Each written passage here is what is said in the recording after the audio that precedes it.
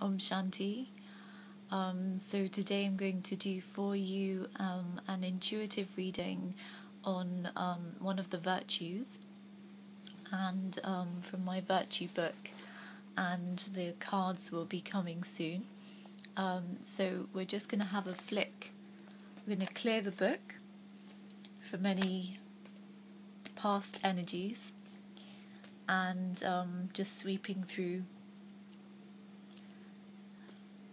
And we can do this with the hand or with a crystal or with a flower, and with intention, of course. So quite a bit to be cleared. I've been reading this quite a lot lately, and studying about the various virtues of the soul. So we're going to turn it over and clear the other side and just clear through the pages.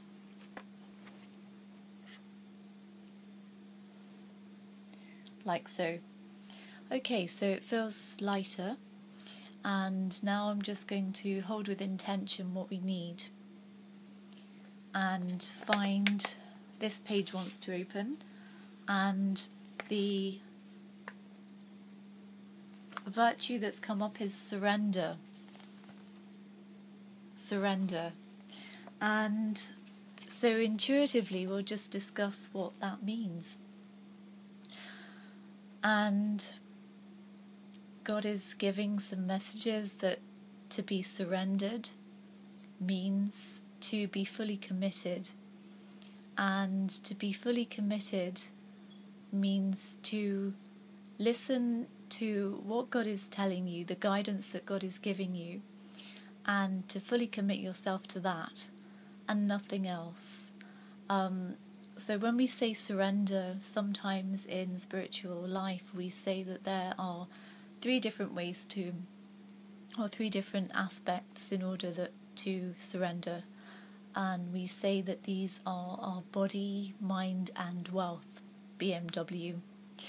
And sometimes it's interesting because we think about these things in terms of a very practical way of looking at things.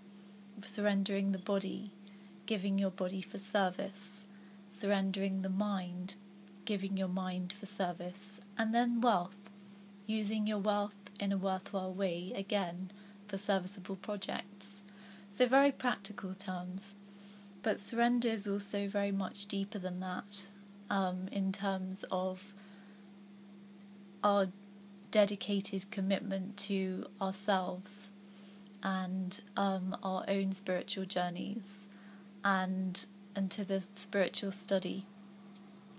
And so when we really surrender to what God is saying, He wants us to be dedicated to that spiritual study and keep an accurate chart of that.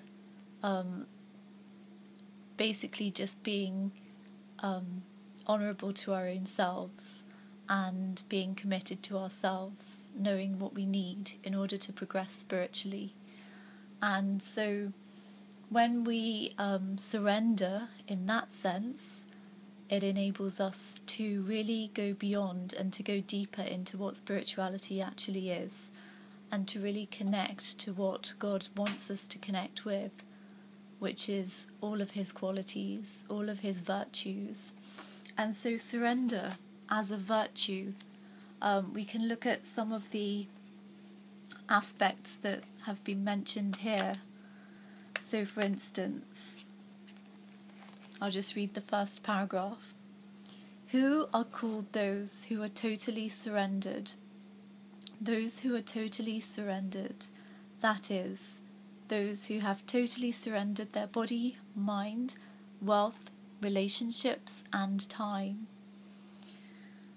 So as well as the body, mind and wealth, there's being mentioned here relationships and time.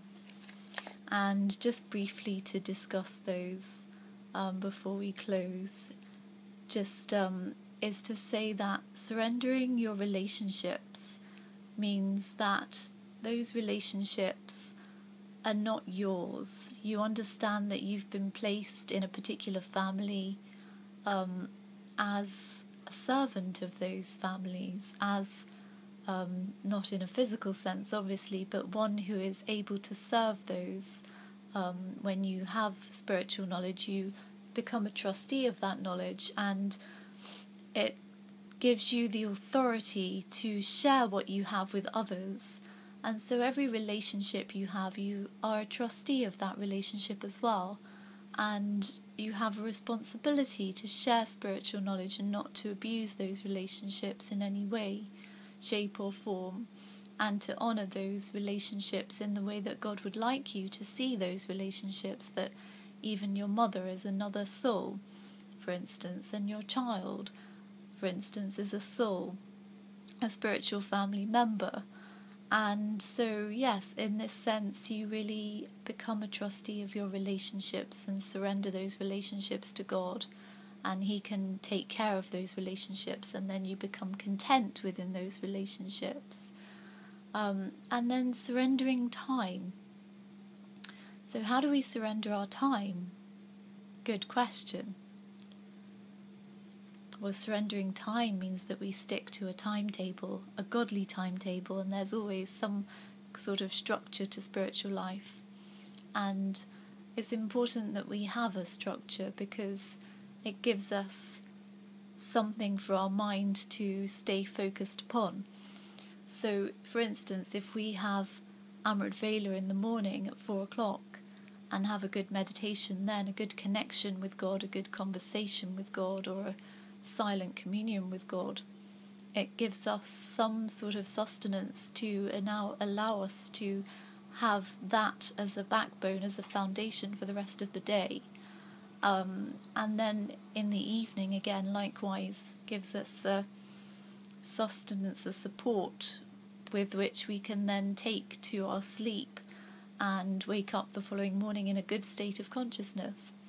So surrendering time means having some accuracy in the way that we use our time, in the way that God would like us to use our time. So definitely having some spiritual study, definitely having some yoga, some meditation, definitely doing some service to others, and definitely using time for our own spiritual change.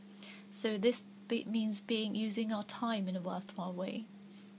So when we surrender our own desires to do certain things that we may like, and instead embark on spiritual study, then our time can be used in a worthwhile way to serve others.